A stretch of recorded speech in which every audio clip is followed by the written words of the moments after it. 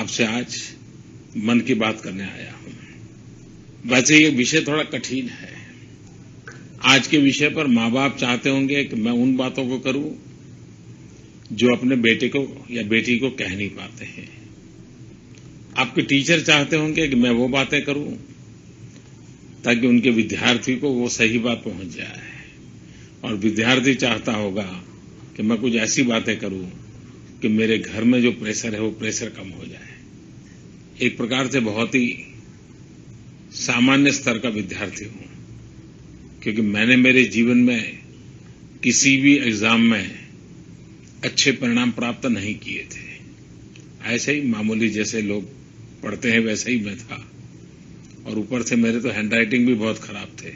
मैं आज एक बात जरूर आपसे कहना चाहूंगा कि आप परीक्षा को कैसे लेते हैं, इस पर आपकी परीक्षा कैसी जाएगी ये निर्भर करती है। अधिकतम लोगों को मैंने देखा है कि वो इसे अपने जीवन की एक बहुत बड़ी महत्वपूर्ण घटना मानते हैं, और उनको लगता है कि नहीं, ये गया तो सारी दुनिया डूब जाएगी। दोस्तों, दुनिया ऐसी नहीं है। अच्छा परिणाम लाने का इरादा होना चाहिए, पक्का इरादा होना चाहिए, हौसला भी बुलंद होना चाहिए, लेकिन परीक्षा बोझ नहीं होनी चाहिए, और न ही परीक्षा कोई आपके जीवन की कसौटी कर रही है, ऐसा सोचने की जरूरत नहीं है। आपको लगता है कि मेरे अपनों के बीच में मेरे बेटे का नाम रोशन हो जाए, और बेटे का नाम तो ठीक है, आप खुद का नाम रोशन करना चाहते हैं। कि आपको नहीं लगता है कि आपके बेटे को इस सामान्य स्पर्धा में लाकर के आपने खड़ा कर दिया है? बच्चों से बातें करें तो भव्य सपनों की बातें करें, ऊंची उड़ान की बातें करें। आप देखिए, बदलाव शुरू हो जाएगा। हमारी पूरी शक्ति प्रतिस्पर्धा में खप जाती है।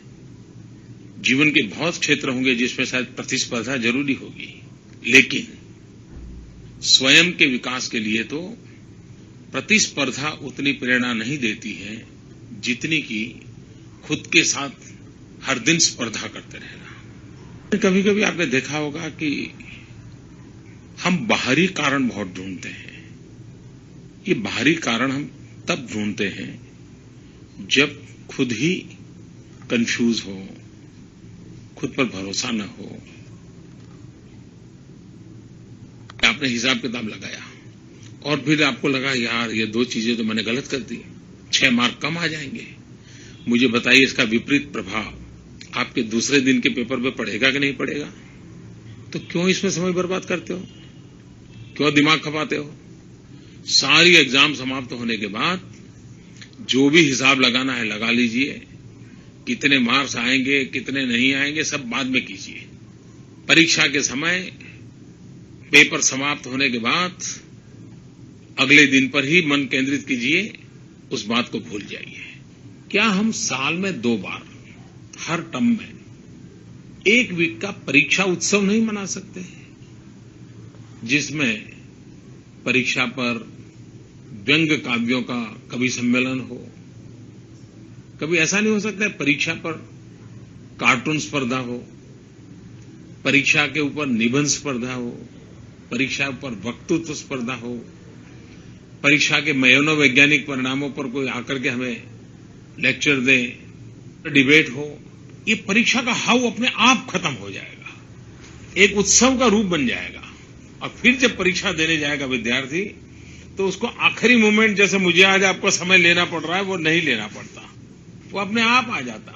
और कभी कभी तो मुझे लगता है कि सिलेबस में ही परीक्षा विषय क्या होता है वो समझाने का क्लास ही होना चाहिए, क्योंकि ये तनावपूर्ण अवस्था ठीक नहीं है। दोस्तों, मैं जो कह रहा हूं इससे भी ज्यादा आपको कईयों ने कहा होगा, माँ बाप ने बहुत सुनाया होगा, मास्टर जी ने सुनाया होगा, अगर ट्यूशन क्लासेस में जाते होंगे तो उन्होंने सुनाया होगा।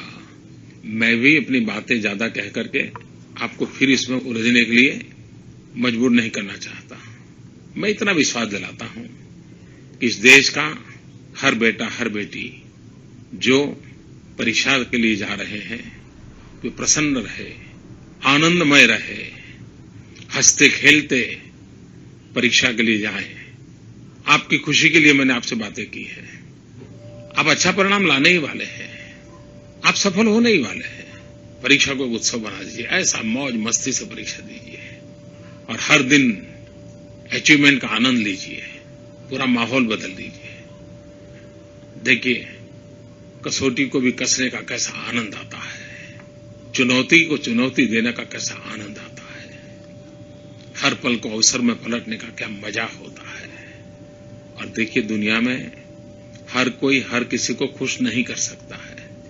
होली का त्योहार मनाया कि नहीं मनाया, मामा के घर शादी में जा पाया कि नहीं जा पाया, दोस्तों की बर्थडे पार्टी में इस बार रह पाया कि नहीं रह पाया, क्रिकेट वर्ल्ड कप देख पाया कि नहीं देख पाया, सारी बातें बेकार हो जाएगी। आप और एक नए आनंद को, नई खुशियों में जुड़ जाएंगे। मेरी आपको बहुत शुभकामना है।